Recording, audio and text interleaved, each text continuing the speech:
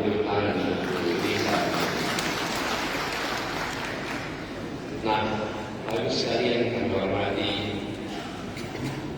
kami selama beberapa tahun terakhir ini terus menggaungkan pesan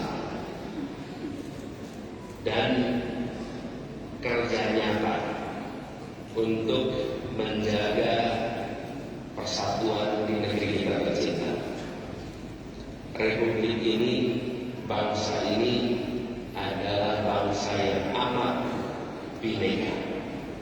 Walaupun kebinekaan kita bukan yang paling bineka di seluruh dunia. Di belahan dunia lain masih banyak bangsa-bangsa yang lebih bineka dari kita. Tapi Indonesia adalah salah satu bangsa yang paling bineka. Dan yang berbeda bangsa kita dibandingkan bangsa-bangsa lain, bila di tempat lain memiliki kebinekaan, Indonesia punya kebinekaan, tapi di tempat lain tidak ada suasana persatuan sebagaimana suasana persatuan yang ada di Indonesia. Yang menjadikan Indonesia unik dibandingkan bangsa-bangsa lain adalah karena di sini ada persatuan. Di atas sana ada sebuah lambang negara kita, dan di bawah lambang itu tertulis satu kalimat yang berbunyi Bhinneka Tunggal Ika. Ini adalah sebuah kalimat yang harus kita bukan hanya pertahankan, tapi pahami dalam mempertahankannya. Bhinneka Tunggal Ika, kata kunci di dalam tiga kata ini, kalau boleh saya uraikan sedikit. Bhinneka yang kita sudah tahu menggambarkan warna-warninya bangsa kita, kekuatan yang luar biasa. Tunggal adalah satu.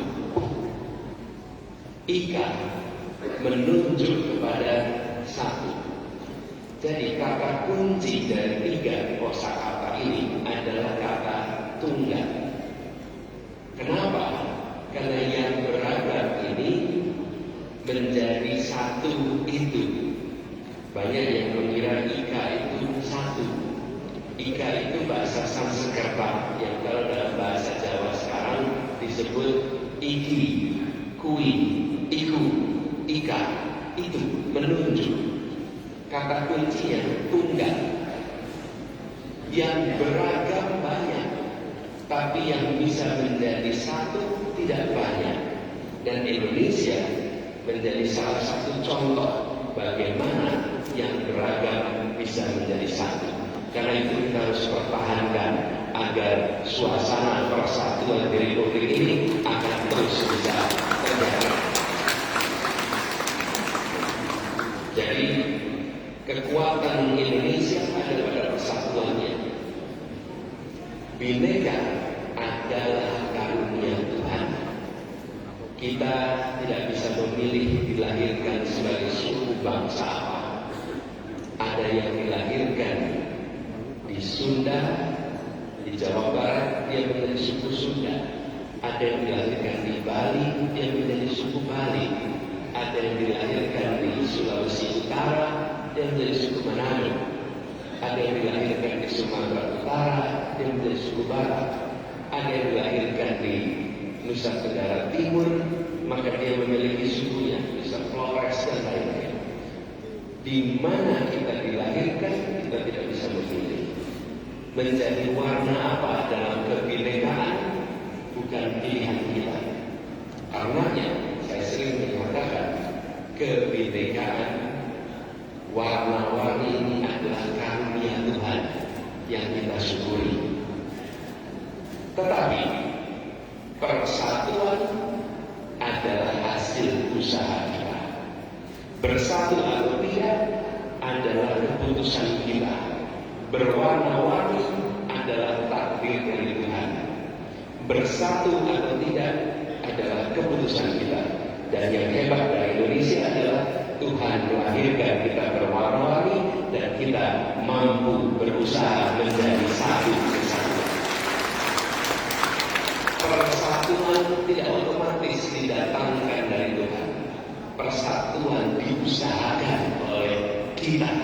Bila kita tidak mengusahakan persatuan, persatuan itu tidak muncul.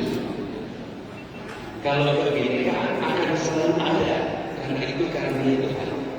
Tapi persatuan adalah kematangan, kedewasaan, kemampuan untuk menjangkau, kemampuan untuk berinteraksi, kemampuan untuk menjaga ambang batas perbedaan. Di situ muncul yang disebut sebagai persatuan.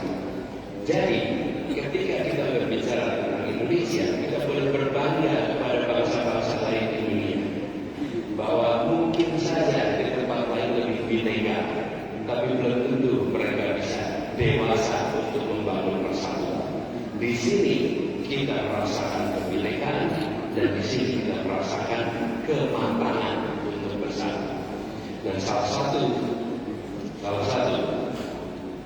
kunci yang menjadi perekat perasaan kebangsaan kita, kesamaan kita adalah kita punya bahasa persatuan yang sama. Bayangkan bila kita tidak punya bahasa persatuan yang sama, sambutan tadi bisa terus dilakukan dalam berbagai bahasa daerah. Karena kita tidak punya bahasa persatuan yang sama. Nanti tidak punya sebagian pakai bahasa Melayu, sebagian pakai bahasa Batak, sebagian pakai bahasa Manado, sebagian pakai bahasa Bali. Kenapa? Karena kita tidak punya bahasa persatuan yang sama.